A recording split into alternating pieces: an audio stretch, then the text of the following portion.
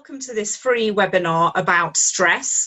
I hope you're going to find this useful and that it will give you some tips and hints about how you could start to eliminate stress from your life. And afterwards, we'll have any questions that you want. So we're going to start going through my slideshow as we go along.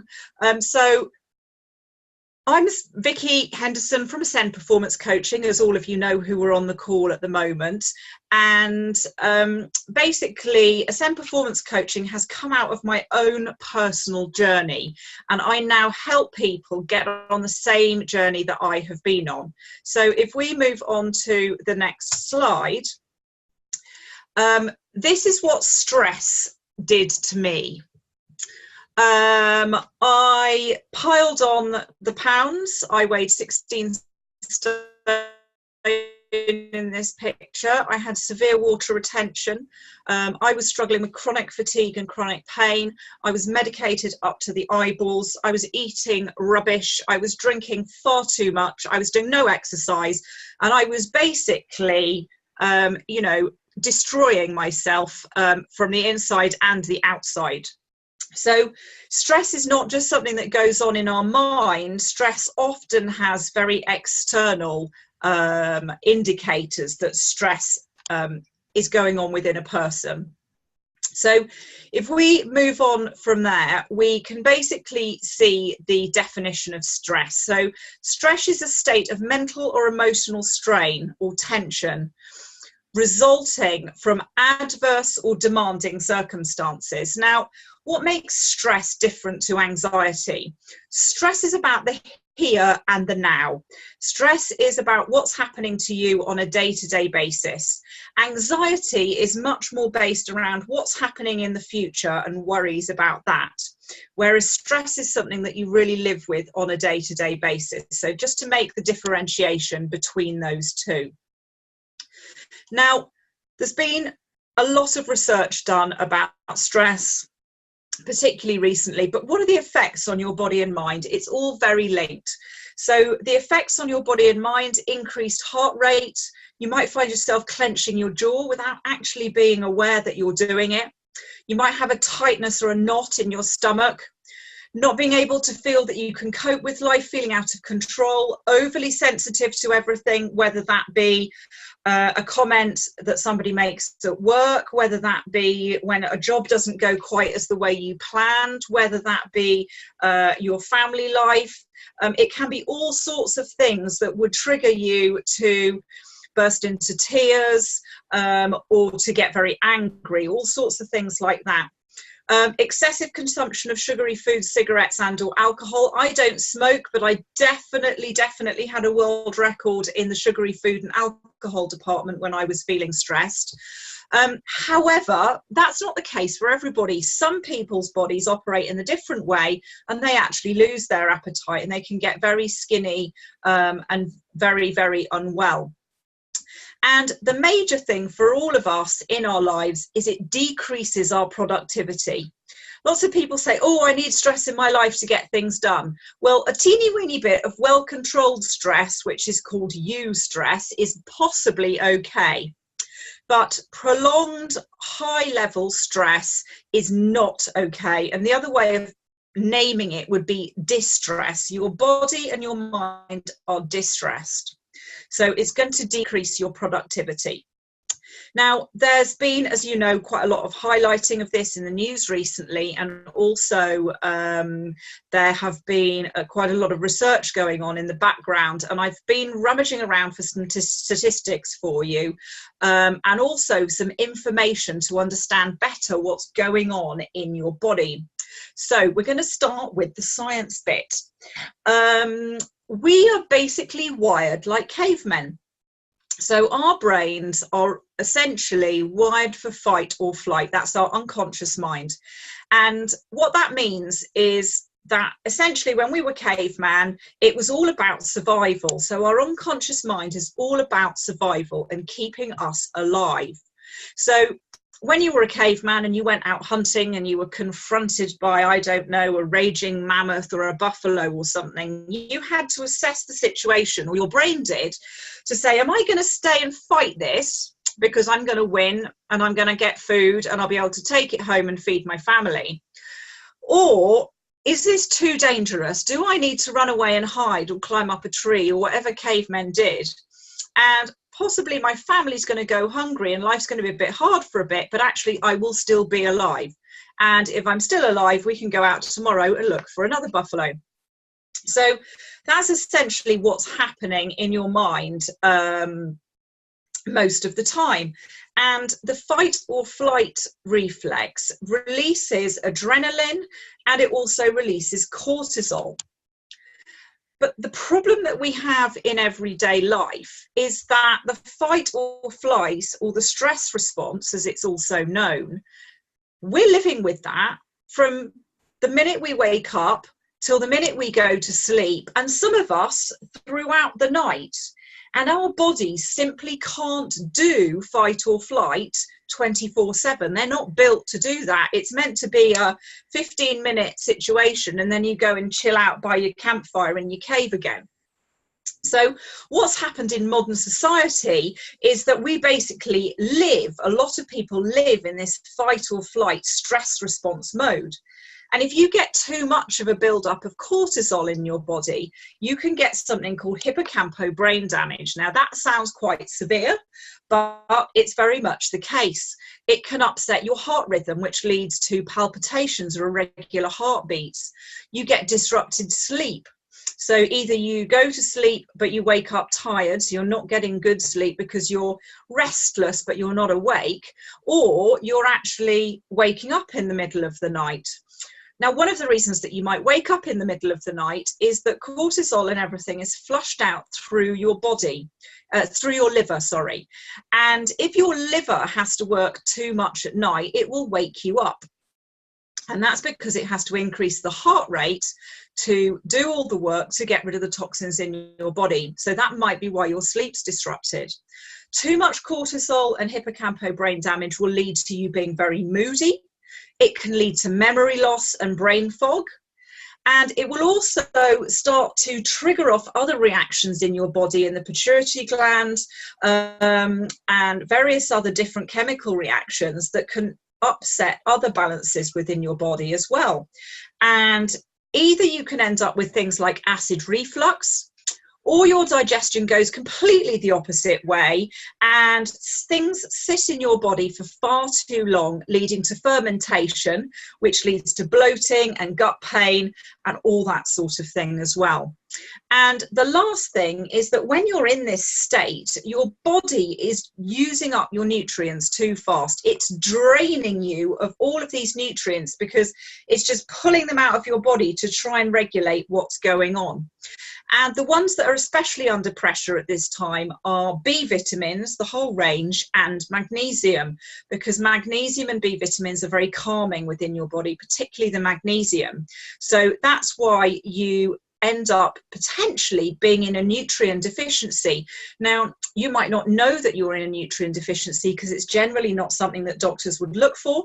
And generally people think that they can, eat a healthy diet and get everything they need from that. But when you're in this state of stress, your body simply can't get what it needs from the food that you're putting into it. You might have to look at supplements, but we'll come back to that a bit later. So that's the science bit. I've got a fantastic article on this. So if the article's of interest to you, let me know and I can send it through to you. It's much more detailed than that quick run through I've just been on. So the statistics, this is the really scary bit. Basically, the statistics have been built up, and this is off the largest study ever carried out in the UK by YouGov. As you can see, 4,619 respondents, and this is a few of the things that they found. I've just picked out the top ones. So in the past year, 74% of people have felt so stressed they've been overwhelmed or unable to cope. That is a massive amount of our population. I mean, a staggering amount. And that stems from children all the way up to OAPs. In fact, the older you get, generally speaking, the less stressed you are. But that is a really staggering figure. 51% of adults who felt stressed also felt depressed, and 61 also felt anxious. So you can see that link. Depression generally is linked to things in the past that you haven't managed to deal with, so you feel depressed. Stress today is about what's happening in your life now. If you're feeling depressed, you're going to feel stressed on top probably, because you're not functioning at 100%. And likewise, if you're feeling stressed about things today, you then might project that stress out into the future and become anxious about, I can't cope today, how am I going to cope tomorrow or next week or next month? The other thing is that there are all sorts of other things that come with stress. Lots of people think that stress is just something that's work related, but actually it's not just the depression and the anxiety that leads to things like self-harm and suicidal thoughts. It can be the stress on its own. So that's something to bear in mind. And then the last one is that people, 37% of the adults didn't feel that they could really reach out and talk to anyone about their stress. And I know there's a lot of adverts out there at the moment about asking people twice if they're okay. But also, I think we need to encourage people to talk out about it, because that way they're going to know that firstly, they're not on their own, because other people might be feeling the same way as them without them knowing it. And they've got a support network, and they can start to look for solutions as to how to resolve the stress in their lives. So the next thing I looked at, once I'd looked at the statistics generally, was I looked at the impact that this was having on our economy and our workplaces, because this is definitely something that I felt in my life. And I looked at the impact of stress on the economy, and this is through the Institute of Director Statistics. Now, these figures are quite staggering. I know everybody on the call at the moment works in the area of sort of self-employment, and there's quite an awareness of health and how that all works out. But let's just have a look at these. 15.8 million working hours lost to stress, depression and anxiety. And that's 11.5% of all the sick days taken. 25% year-on-year increase. Well, if it was 15.8 million in 2016, you can imagine what the figures look like now. And 500,000 Brits suffered from stress as a result of work, and losing 24 days a year per worker. So that's 5 billion for the economy. So the figures are really huge. And all of you that have taken action to be on this call, or anyone that's watching it as a replay, you'll start to understand why tackling this problem, firstly for yourself, but also being able to help your friends, your colleagues, your workmates, etc., do the same is so important.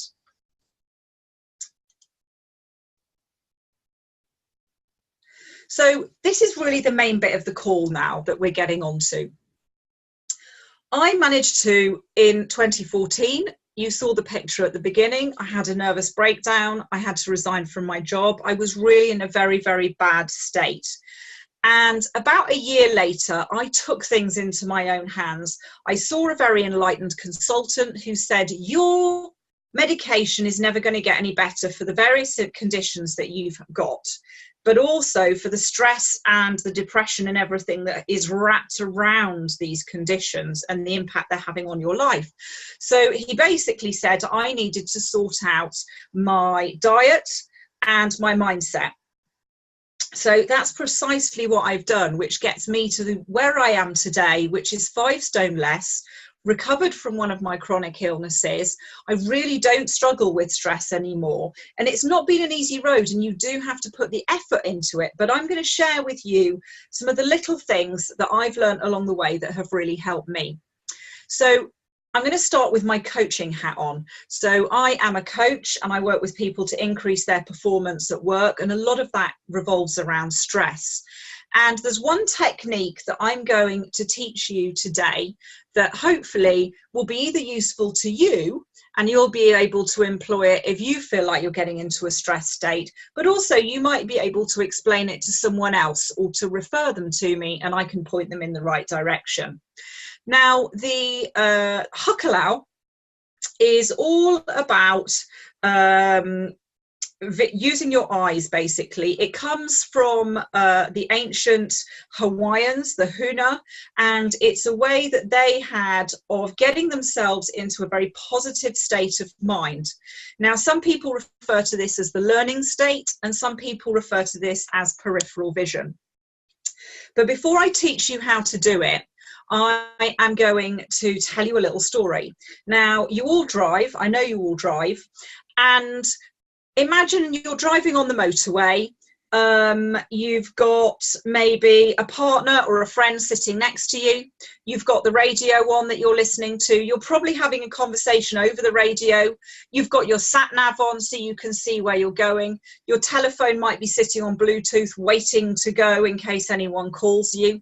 If you've got children, the children are sitting in the back and you know exactly what they're doing and you're having a conversation with them. And you know what's to the left of you, you know what's to the right of you, you know what's behind you, you know what's in front of you, you know which turning you need to take or whether you need to keep going or whether there's some roadworks coming up. You're aware of all of this stuff that's going on around you and you just do it automatically because you've been driving for so many years. And essentially, that's when you're in something called peripheral vision or the learning state. You're looking for solutions and opportunities to overtake, solutions to resolving the argument between the children in the back seat, or the fact that your partner or the person you're traveling with would really like to go to the loo, so you need to look for a service station. You're completely open-minded to everything that's going on at this point. And then the person in front of you slams their brakes on. And suddenly you don't hear the radio anymore. You'll stop the conversation. You're not looking at the sat nav. You don't give a monkeys if the children are arguing. You have no idea what's to your left, to your right, or behind you. Well, hopefully you might have an idea behind you. All you're focused on is what's in front of you and resolving that problem, which is stopping your car in time so that you don't hit the person in front of you. And at that point, you're in something called foveal vision. And foveal vision is what we get ourselves into when we are too focused on the problem. And that's quite often what happens in stress. You're so focused on being stressed about the fact that you can't get X or Y done that you're not actually looking for the solutions and the possibilities of how you're going to get X or Y done. So getting yourself into the state that you get yourself into automatically when you drive is not maybe very natural for some people, and particularly if things are starting to get a little bit stressed. So what you can do is you can teach yourself how to do it so that if things are starting to become stressed, you can spend a couple of seconds, and that's all it takes you once you're doing it, to actually focus on the possibilities and the solutions rather than focusing on the problem itself. Now, if I was doing this live in front of you, I would ask you to now count all the white things in the room around you. And you'd sit there and you'd count the white things in the room around you. And I'd then ask you to tell me how many red things are in the room. And you wouldn't be able to tell me because you weren't looking for the red things. You were looking for the white things because that's what I asked you to do. So it's all about training our mind to know what we're looking for and what we need to be picking up on. So I'm now going to teach you, hopefully, how you can put yourself into Huckelau in really quite a simple way. What I want you to do is I want you to look up above the screen that you're now watching me on. You can even look much higher than that to maybe a shelf or a corner of a shelf, a window frame, whatever you want to choose to look at. I want you to choose one tiny pinpoint and I want you to really focus on that pinpoint. And I want you to really focus your eyes in on that pinpoint to the exclusion of everything else that's in the room around you. And I want you to be so focused on that pinpoint that almost the muscles in your eyes are hurting because they're focusing so hard on that point. And I just want you to sit and really focus on that point for maybe the next 10 seconds.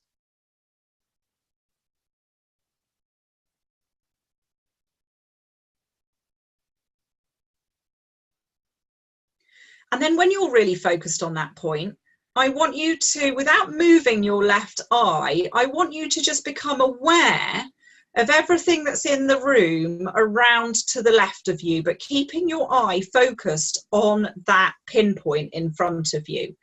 And you should be able to let the vision just go out towards your left. And eventually you'll be aware of things that are to your left completely, whilst your eyes are looking forward and possibly even slightly behind you. And when you've got to that point on the left-hand side, I then want you to keep both your eyes looking at the point still. And I want you to open out your awareness on the right-hand side. And I want you to open it all the way out until you are aware of everything right round to the right-hand side of you and possibly a little bit behind you. And then when you're sitting there, I just want to notice how you're feeling.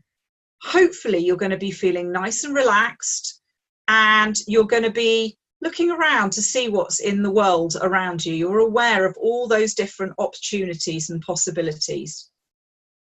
And then when I count to 3, I want you to focus back in on that dot again so hard that you exclude everything out in the room, as if someone's just slammed the brakes on in front of you in the motorway. So I want you to focus back in on that dot again. 1, 2, 3, pinpoint focus on that dot in front of you. And I'm going to let you to hold that for 3. And then what I want you to do this time is I want you to let both of the awareness on both the left and the right open out again. Imagine you're opening a book, or you're opening up, I don't know, an umbrella or something the wrong way round. That sounds a bit strange. So open it up so you can see everything. You're aware of everything around you, but you're still focusing on that pinpoint in front of you. And then I want you to close it down again and focus on that pinpoint only and nothing else.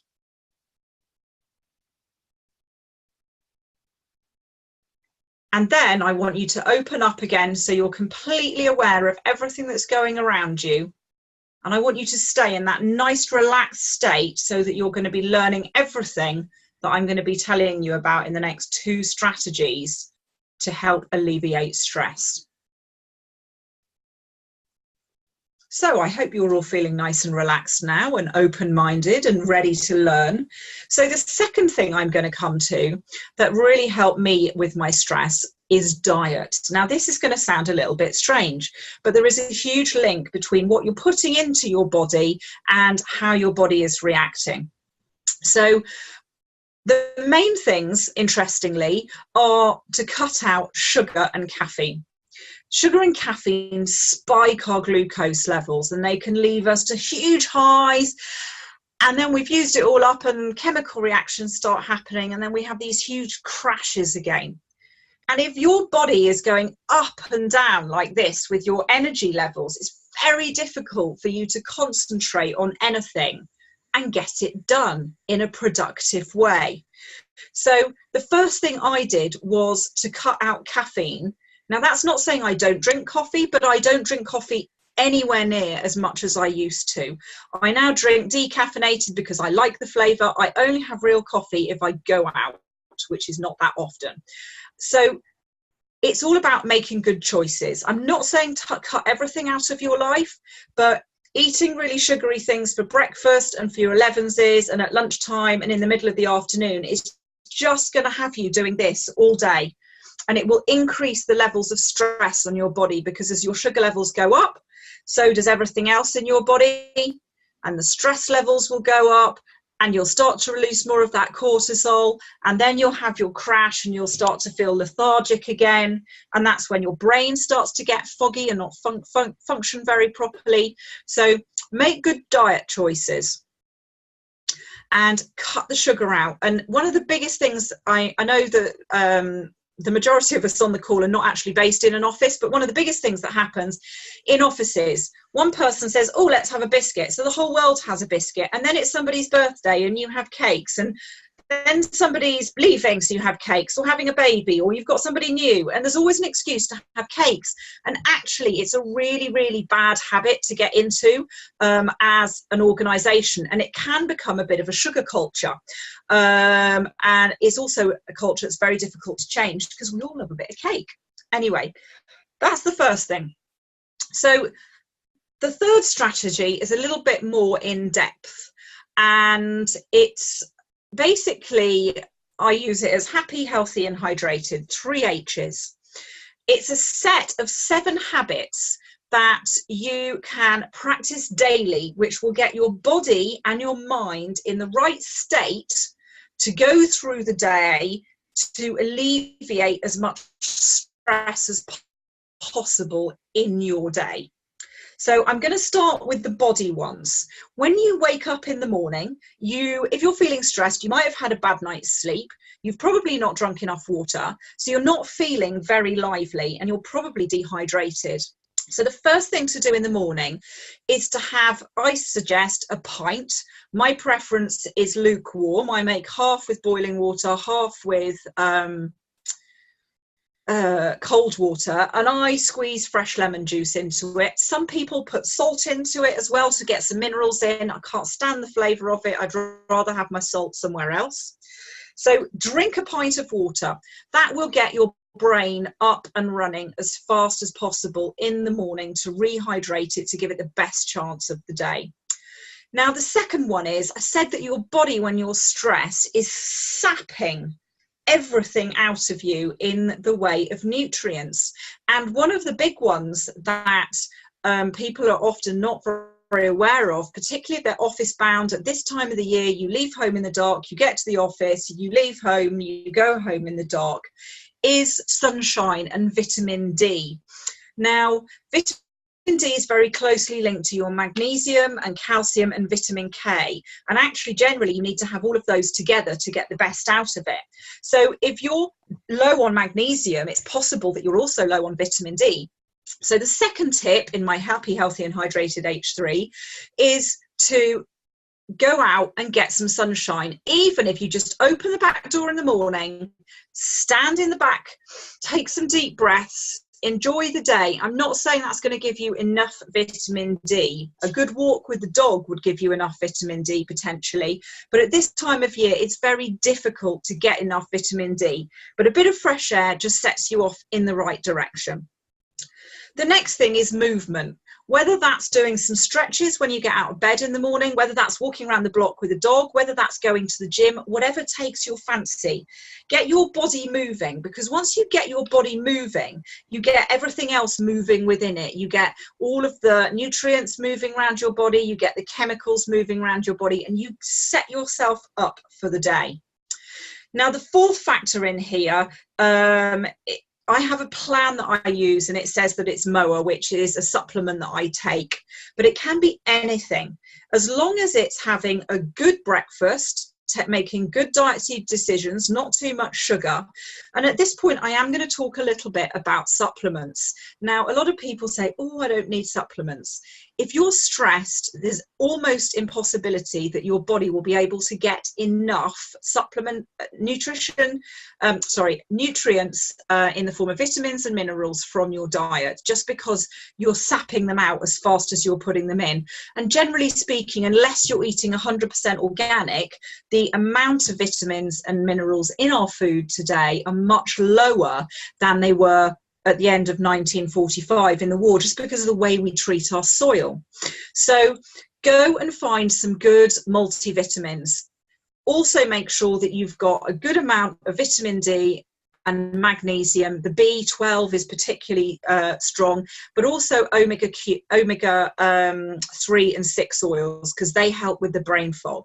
So at this point, I'm going to say investigate, into nutrients, whether you want to talk to me about it or whether you know someone else that can help and point you in the right direction. An off the brand shelf that's pretty good is Lambert's, but you have to kind of know which combinations to have. So that's the last one there. Make sure you've got all those nutrients in your body to give it the best possibility. And the last three things within this happy, healthy and hydrated, the last three of the 7 habits are very much more mindset related. Now, when you're in a stressed state, you tend to focus on the negative. It's that foveal vision I was talking to you about again. You can't see the wood for the trees. You get yourself all wound up and overwhelmed, and I can't do this and I can't do that and everything else. If you just take some time to redevelop the way your mind thinks, you can start to get on top of these things quite quickly. So the first thing is gratitude. Now, this might sound cheesy. You might think, why do I need to write this down? But I would recommend you get yourself a notebook, or you ask me for one of my guided books, and you start writing down every morning 3 things that you're grateful for. Because it gets your mind into a positive frame of mind before you start the day. There's always something to be grateful for, whether it's the fact that your children didn't wake you up 4 times in the middle of the night, or whether it's the fact that somebody bought you a cup of tea in bed in the morning, or whether it's the fact that actually you can go into your shower room and turn on the shower and have a piping hot shower without worrying about where the hot water is coming from. In some countries, they don't have that luxury. So the first thing is write down 3 things that you're grateful for. The second thing is to-do lists. To-do lists are the bane of a stressed person's life. So I'm going to give you a couple of ideas here that might help. Only ever put 3 things on your to-do list, and make sure once you've started one of them, you don't stop until you've finished it. If somebody phones you, you don't need to take the phone call immediately, generally speaking, unless you're in an office where there's a requirement to pick the phone up. You can let it go to voicemail or send them a message saying, I'm terribly sorry, I'm taken up at the moment, I'll call you back as soon as I can. Don't take the phone call. Likewise with your emails, they can wait until the task is done. The minute you start multitasking and doing little bits here and here, your productivity plummets, because every time you switch between a different job, you're not focused on it anymore, and it takes you a while to get back into it again. So your to-do list, 3 things, and make sure you don't start the second thing until you've finished the first thing, and make sure the 3 things are achievable. And I know, because I have them every day, there is something on your list that goes from day to day to day and never gets done. And that's what we would call your frog. There's a brilliant course about time management, procrastination, and increasing productivity called Eat That Frog. And the whole concept is that if you take your worst, shittiest, most undesirable task for the day and do it first to completion and tick it off, it's going to give you such an energy boost that you've done it and a success habit, that then you'll be more driven to go and do the second thing on the list and the third thing on the list. And when you've done all those 3 things on the list, if you've still got time in the day to do something else, now you can celebrate, because you can go, I've done my to-do list. Now I can add and do an extra thing on my list, and that's going to make me feel even better about life. So don't overwhelm yourself with books of lists and lists that just go on for days. It's not productive. Choose 3 things in the morning that you're going to do that day, or that you need to do that day. Choose the thing that you least want to do and do it first. The next bit comes at the end of the day. At the end of the day, it's great to do reflection. And reflection is all about finding the good things in the day. So I spoke to somebody the other day, and a client, and they said to me,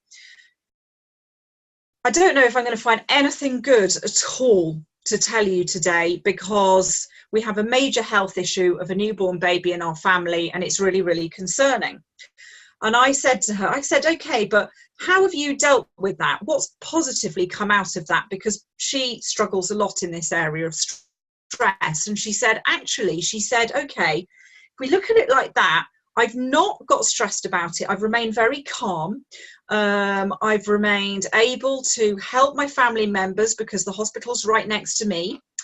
And I've not let myself get overly involved in the emotions that's going on. It's obviously very upsetting, but I need to be strong for them. I can't let myself fall apart. So I've chosen to be nice and strong and not get stressed about it and just do everything that I can in a very calm and helpful way.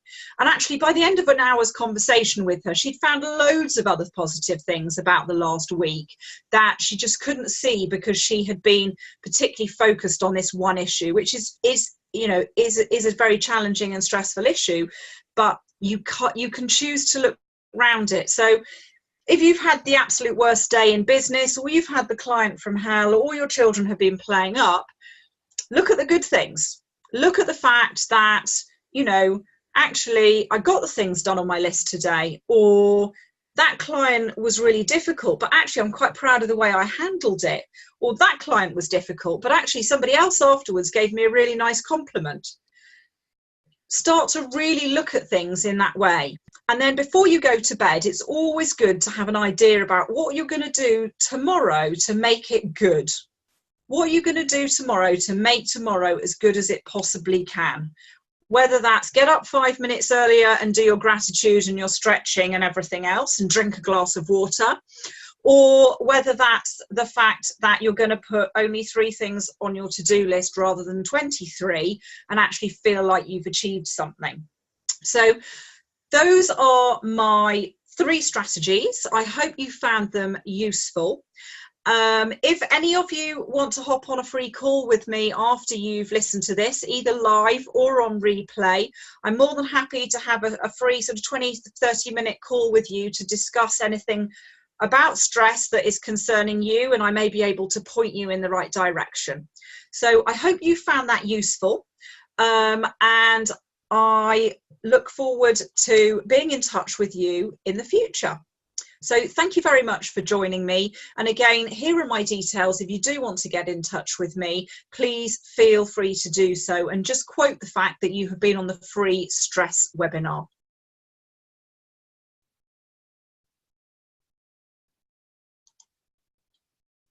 Hello again. This is just a quick postscript to the free webinar on stress that you've just watched.